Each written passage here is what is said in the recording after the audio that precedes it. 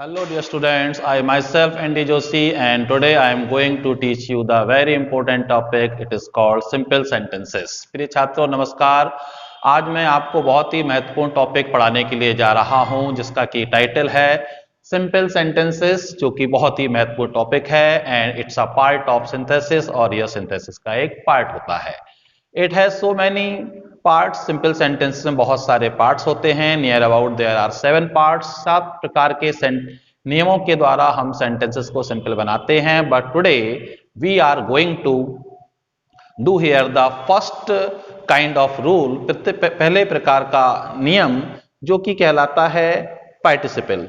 उसके अकॉर्डिंग मैं इन सेंटेंसेस को आपको कराने के लिए जा रहा हूं। But the first thing which is very different from complex and compound sentences. Simple sentence में जो चीज कॉम्प्लेक्स और कंपाउंड सेंटेंसेस से इसको अलग बनाती है उसको समझना बहुत जरूरी है। तो वो समझने वाली बात यह है कि सिंपल सेंटेंसेस में हमको दो या दो से अधिक इस प्रकार के सिंपल सेंटेंसेस को जोड़ना होता है कि फिर से एक नया सिंपल सेंटेंस बन जाए। अर्थात बहुत ही बारीक बात, बहुत ही महत्वपूर्ण बात समझने वाली, हर सेंटेंस अपने आप में एक सिंपल सेंटेंस होता है because it has one single verb. Okay.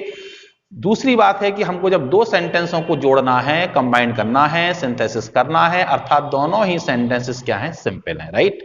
या दो से अधिक वाक्यों को जोड़ना है, 3 वाक्यों को जोड़कर हमको एक वाक्य बनाना है, तो पहला सेंटेंस भी सिंपल है, दूसरा सेंटेंस भी सिंपल है, तीसरा सेंटेंस भी सिंपल है, क्योंकि तीनों में सिंगल वर्ब है, मेन वर्ब है। फिर हमको इन सेंटेंसों को इस प्रकार से जोड़ना होता है कि तीनों सेंटेंसेस को इस प्रकार से जोड़ें, दोनों सेंटेंसेस को इस प्रकार से जोड़ें कि उसमें एक ही मेन वर्ब रहे और दो या एक एक्स्ट्रा मेन वर्ब है उसको हमको हटाना होता है। एंड इट मेक्स डिफर और different simple sentences from complex and compound sentence. यही बात है जो कि सिंपल सेंटेंसेस को कॉम्प्लेक्स और कंपाउंड सेंटेंसेस से अलग बनाती है। अर्थात हम दो वाक्यों को जोड़ें या दो से अधिक वाक्यों को जोड़ें, हमको इस प्रकार से जोड़ना है कि वर्ब जो है वो एक ही रहे। It makes simple sentences a little difficult. और यही बात जो होती है वो सिंपल सेंटेंस को थोड़ा सा कठिन आती है, क्योंकि वर्ब को वर्ब के स्थान से हटाना, which is a soul of a sentence, जो कि एक सेंटेंस की आत्मा होती है। वर्ब एक सेंटेंस की आत्मा होती है और वर्ब को हटाना is not so easy, but we have rules. हमारे पास नियम है जिसकी मदद से हम सिंपल सेंटेंसेस को बहुत ही आसानी से कर पाएंगे। और 1 बाय 1 ऐसा 7 प्रकार के रूल यहां काम करते हैं और 7 प्रकार के रूल 7 वीडियोस में आपको मिलेंगे। So today we are going to solve the simple sentences by the help of the rule that is called participle. Okay. आज का हमारा जो पहला टॉपिक है वो है पार्टिसिपल, जिसके अकॉर्डिंग हमको 6 प्रकार के रूल्स पढ़ने होते हैं। And first rule is present participle. Present participle means B1 plus ING। Dear student, present participle का यूज हमको तब करना है जब दो कार्य हो रहे हों या भूतकाल में दो कार्य हो चुके हों लेकिन उनके बीच में समय का अंतर बहुत कम हो।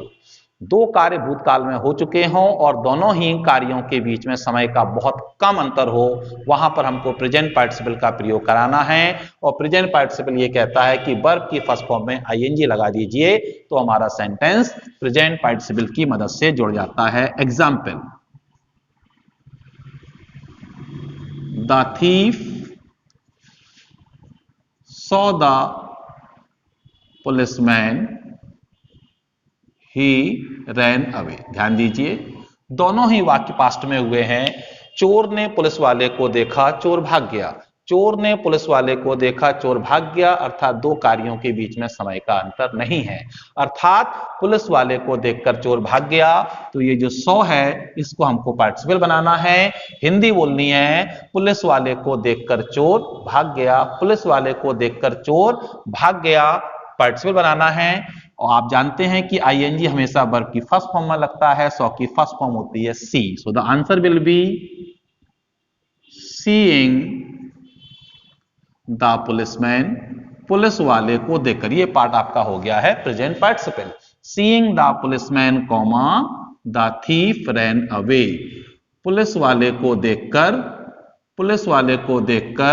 चोर भाग गया। पुलिस वाले को देखकर चोर भाग गया। It is called present participle, जहां पर दो कार्यों के बीच में समय का अंतर नहीं होता है। Rule number second, it is called perfect participle. Present perfect participle जो है उसको हम बनाते हैं हैविंग प्लस V3 से। So dear student, perfect participle का हमको यूज कहां पर करना है? परफेक्ट पार्टिसिपल का यूज हमको वहां पर करना है यदि दो कार्यों के बीच में समय का थोड़ा सा अंतर है। हमको ये दिखाई देना चाहिए कि एक कार्य पूरी तरह से समाप्त हुआ, उसके बाद दूसरा कार्य शुरू हुआ है और दोनों के बीच में there is a gap of time, दोनों के बीच में समय का अंतर है। तो ऐसे सेंटेंसेस को जब हम बनाएंगे तो बनेगा परफेक्ट पार्टिसिपल से, और परफेक्ट पार्टिसिपल कहलाता है हैविंग प्लस V3, अर्थात वर्ब की थर्ड फॉर्म लाइए, उसके पहले हैविंग लाइए, वो बन जाता है हमारा perfect participle. Let's see the example. The student completed his homework, he went to playground। ध्यान देंगे डियर स्टूडेंट्स, छात्र ने अपना होमवर्क पूरा किया, वह खेल के मैदान चला गया। छात्र ने अपना होमवर्क पूरा किया, वह खेल के मैदान चला गया, अर्थात दो कार्यों के बीच में समय का अंतर है कि होमवर्क पूरा करने के बाद ये डिपेंड करता है छात्र पर कि वो खेल के मैदान जाता है, वो खेल के मैदान नहीं जाता है, वो कोई और काम करता है। कोई भी जरूरी नहीं है कि होमवर्क खत्म करने के बाद खेल के मैदान जाना कोई कंपलसरी नहीं है। तो वो गया, यानी कि there is a gap of time, और जहां पर गैप ऑफ टाइम आएगा वहां पर हमको परफेक्ट पार्टिसिपल का यूज करना है, और परफेक्ट पार्टिसिपल क्या कहलाता है? Having plus V3। So the answer will B having completed second form भी है, थर्ड फॉर्म भी है। having completed his homework, अपना होमवर्क समाप्त करने के बाद कौन? Student. The student went to playground, अपना होमवर्क, अपना कार्य समाप्त करने के बाद छात्र खेल के मैदान चला गया। तो डियर स्टूडेंट, प्रेजेंट पार्टिसिपल और परफेक्ट पार्टिसिपल में थोड़ा सा अंतर है। यदि दो कार्यों के बीच में समय का अंतर होगा तो परफेक्ट पार्टिसिपल, और दो कार्यों के बीच में समय का अंतर बहुत कम होगा तो वहां हमको प्रेजेंट पार्टिसिपल का यूज करना होता है। This is a very light difference between present participle and perfect participle. Rule number third, that is called past participle. Past participle, and it is third form of the verb. Dear student, we all know कि past participle verb की third form को past participle भी कहा जाता है। इस नियम का प्रयोग कब करना है? वर्ब की थर्ड फॉर्म पास्ट पार्टिसिपल कहलाती है, जैसा कि हम सभी जानते हैं अच्छी प्रकार से। लेकिन इस नियम का प्रयोग हमको तब करना है जब वर्ब की थर्ड फॉर्म वर्ब के रूप में काम ना करके एक एडजेक्टिव के रूप में काम करे। वर्ब की थर्ड फॉर्म वर्ब के रूप में काम ना करके जब एडजेक्टिव के रूप में काम करे, किसी की विशेषता बताने के रूप में काम करे, तो वो पास्ट पार्टिसिपल कहलाता है, और सेंटेंस को हम पास्ट पार्टिसिपल की मदद से ऐड करते हैं, कंबाइन करते हैं, सिंथेसिस करते हैं। Let us see the example.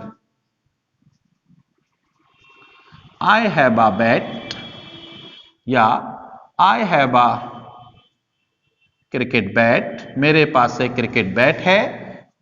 It is broken, ये टूटा हुआ है। तो देखिए डियर स्टूडेंट्स, मेरे पास एक क्रिकेट बैट है, यह टूटा हुआ है। ध्यान देने वाली बात क्या है कि broken is the third form of the verb. Broken जो है वो वर्ब की थर्ड फॉर्म है, लेकिन यहां पर ये विशेषता बता रही है बैट की। यहां पर ये विशेषता बता रही है बैट की, अर्थात मेरे पास एक टूटा हुआ क्रिकेट का बैट है। मेरे पास एक टूटा हुआ क्रिकेट का बैट है, अर्थात यहां पर हम देखेंगे कि वर्ब की थर्ड फॉर्म वर्ब के रूप में काम ना करके एक एडजेक्टिव के रूप में काम कर रही है। ऐसी स्थिति में जो नियम लगेगा वो कहलाएगा past participle. So the answer will be I have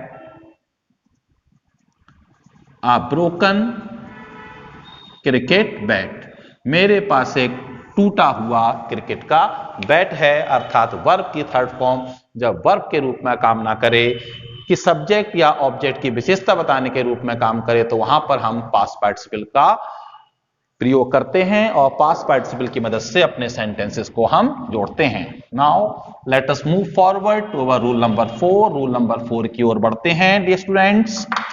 और रूल नंबर 4 जो है उसमें कोई हेडिंग नहीं है, उसको समझना है किस प्रकार से।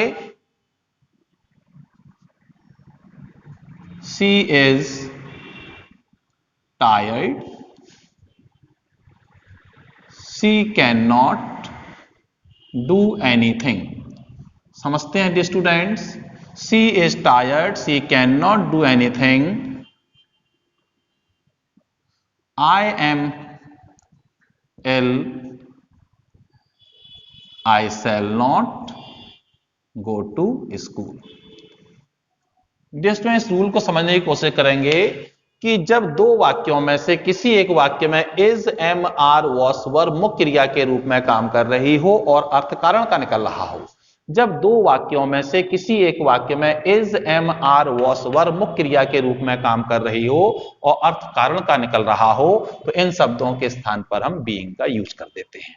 अर्थात सी इज टायर्ड, वो थकी है, वो कुछ भी नहीं कर सकती। क्यों नहीं कर सकती? क्योंकि वो थकी है। तो जहां पर इज दो वाक्यों में से किसी एक वाक्य में is, am, are, was verb मुख्य क्रिया के रूप में काम कर रहे हो और अर्थ कारण का निकल रहा हो तो इन शब्दों के स्थान पर हम बीइंग शब्द का प्रयोग कर देते हैं। कंडीशन इज दिस कि कारण भी निकलना चाहिए, कारण का अर्थ भी निकलना चाहिए और is, am, are, was verb मुख्य क्रिया के रूप में काम करना चाहिए। और जैसा कि हम जानते हैं is, am, are, was verb साधारणतया हेल्पिंग वर्ब्स होती हैं, लेकिन जब इनके साथ किसी वर्ब मेन वर्ब का यूज नहीं होता है तो they are called the main verb, तो वो मेन वर्ब कहलाती हैं। So the answer will be, वो थकी है, वो कुछ नहीं कर सकती, तो बीइंग टायर्ड, थकी होने के कारण, she can not do anything, थकी होने के कारण वह कुछ नहीं कर सकती। डिसेंट है, मैं बीमार हूं, मैं स्कूल नहीं जाऊंगा। क्यों नहीं जाऊंगा? क्योंकि मैं बीमार हूं और यहां पर एम मुख्य क्रिया के रूप में काम कर रहा है, अर्थ कारण का निकल रहा है। तो मैं बीमार हूं, मैं स्कूल नहीं जाऊंगा, बीमार होने के कारण, अर्थात बीइंग इल, बीमार होने के कारण मैं स्कूल नहीं जाऊंगा। I shall not go to school, बीमार होने के कारण मैं स्कूल नहीं जाऊंगा। रूल नंबर 5 क्या कहता है? She was walking in the park, stop, she met her friend. ध्यान देंगे डियर स्टूडेंट, रूल नंबर 5 क्या कहता है? रूल नंबर 5 ये कहता है कि यदि हम किसी कार्य को कर रहे हैं, कोई कार्य हम कर रहे हैं, वो कार्य हमारा पूरा नहीं हो पाया है, वो कार्य हमारा समाप्त नहीं हो पाया और उस कार्य के समाप्त होने के पहले ऐसा कार्य हो गया जिस कार्य को करना हमारा उद्देश्य नहीं था। अर्थात हम किसी, फॉर एग्जाम्पल मैं बाजार जा रहा था, मुझे रास्ते में मेरा मित्र मिला, तो मैं कहां जा रहा था? मैं बाजार जा रहा था किसी काम से, ना कि अपने मित्र से मिलने, लेकिन रास्ते में मुझे मेरा मित्र मिल गया। तो आपका मित्र आपको कब मिल गया या मेरा मित्र मुझे कब मिल गया? बाजार जाने के दौरान। अर्थात वो काम पूरा हो ही नहीं पाया था, उससे पहले दूसरा काम हो गया जिस काम को करना मेरा इंटेंशन नहीं था। ओके, जैसे for example she was travelling bye a train, वो रेलगाड़ी से यात्रा कर रही थी। She saw many beautiful sites outside the train, उसने रेलगाड़ी के बाहर बहुत सारे सुंदर दृश्य देखे। तो उसका उद्देश्य था रेलगाड़ी से किसी पर्टिकुलर प्लेस पर जाना, किसी डेस्टिनेशन पर जाना, लेकिन उसने देखे, तो वो देखना उसका उद्देश्य नहीं था। तो क्या होगा? रेलगाड़ी से यात्रा करने के दौरान, तो यदि कोई काम आप कर रहे हैं, वो लगातार काम चल रहा है, वो काम पूरा नहीं हो पाया है और उस कार्य के समाप्त होने से पहले यदि दूसरा कार्य समाप्त हो जाता है तो वहां पर उस सेंटेंस को हम while plus V1 plus ING की मदद से सॉल्व करते हैं। जैसा कि इस सेंटेंस में लिखा हुआ है, वह पार्क जा रही थी, वह पार्क में घूम रही थी, उसे उसकी मित्र मिली। वह पार्क में घूम रही थी, उसे उसकी मित्र मिली। कब मिली? घूमने के दौरान। पार्क में घूमने के दौरान। वो अपनी मित्र से मिलने नहीं गई थी, वो पार्क में घूमने के लिए गई थी रूटीन, और वहां उसको मित्र मिली, अर्थात पार्क में घूमने के दौरान। So answer will B while walking in the park। Park में घूमने के दौरान she met her friend। Park में घूमने के दौरान उसकी मुलाकात अपने मित्र से हुई। It is called rule number 5। Now rule number 6 and the rule number last देखते हैं। The teacher punished the student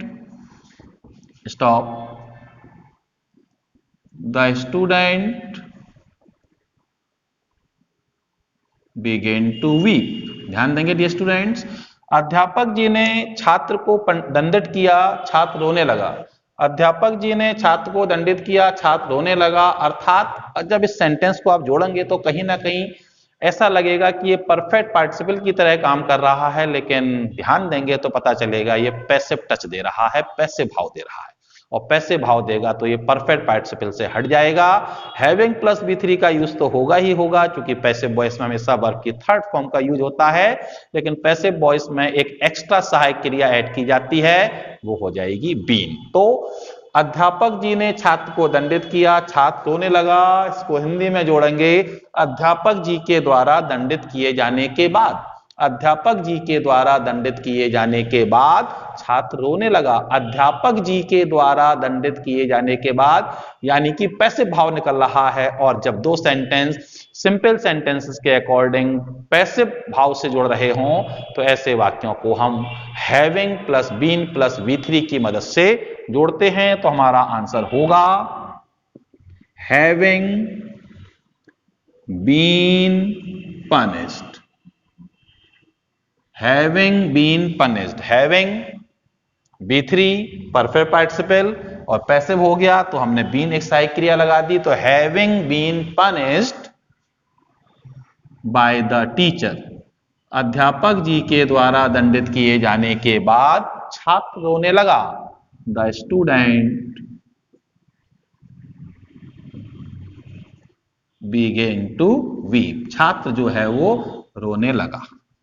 so dear students, it's all about simple sentences, जिसके अकॉर्डिंग आज हमने पार्टिसिपल के अकॉर्डिंग 6 प्रकार के रूल्स को पढ़ा। एंड आई होप ये टॉपिक आपको समझ में आया होगा। If you really like this video, please like, comment and share it.